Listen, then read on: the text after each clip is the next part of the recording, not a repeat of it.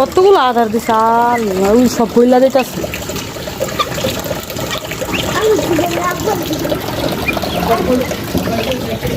হ্যাঁ, রাইহান ভাই চলে আসছে।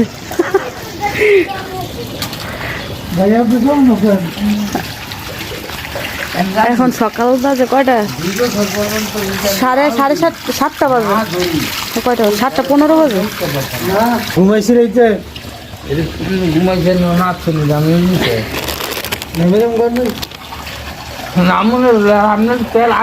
মেঘ দৌড়াইতেছে দাও। বৃষ্টি নাইমা যাইব অবস্থা। এক জায়গায় জ্বর হইতেছে মেঘ।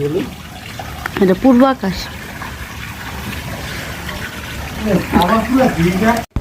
হ্যালো গাইস, আসসালামু আলাইকুম। কি অবস্থা এভরিওয়ান? আশা করি সবাই ভালো আছে। আলহামদুলিল্লাহ, আমিও ভালো আছি। আজকে সকাল সকাল চলে আসলাম ছাদের উপরে। আর কেন আসছি অলরেডি হয়তো অনেকে ধারণা করেই ফেলছেন। এখন বাজে সকাল 7:15। আর যেহেতু মেঘলা আকাশ, অনেকদিন ধরে বৃষ্টি হইতেছে, আবারও বৃষ্টি আসবে মনে হচ্ছে। আর আমাদের টাঙ্কিগুলা প্রায় 2 বছর ধরে ক্লিন করা হয় না, এই জন্য আজকে 2টা টাঙ্কি পরিষ্কার করা হবে। আর আমাদের টাঙ্কিগুলো হয়েছে একটা 1000 লিটার আর একটা 500 লিটার, মোট 1500 লিটার পানি।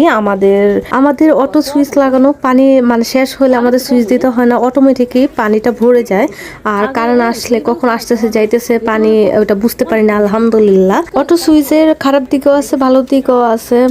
যারা বাড়াইটা ওরা অফুরন্ত পানি ইউজ করতে পারে, ওইটার কোনো হিসাবই থাকে না অটো সুইচ থাকলে। আর নিজেরা সুইচ দিলে বুঝতে পারে যে কতটুকু পরিমাণ পানি ইউজ করতেছে সবাই। রেগুলার বৃষ্টি হওয়ার কারণে পুরোই শ্যাওলা পড়ে গেছে ছাদের মধ্যে। যেহেতু আমাদের বাড়ি এখনো কমপ্লিট হয় নাই, এই জন্য ছাদটা এখন সুন্দরভাবে গুছানো হয় নাই। বলতে বলতে আবার বৃষ্টি চলে আসে, এই জন্য আমি নিজে চলে যাই। আর এদিকে আমার খালাতো ভাই পুরা দুইটাই ক্লিন করে ফেলছে এবং ছাদও পুরা ঝাড়ু দিয়ে ওরা ক্লিন করে ফেলছে। প্রচুর বৃষ্টি ছিল, আর সাথে ছিল ফাহাদের আব্বু, আর দুইজনে ছিল বলে তাড়াতাড়ি কাজটা হয়ে গেছে এবং ছাদটাও পুরা ক্লিন হয়ে গেছে।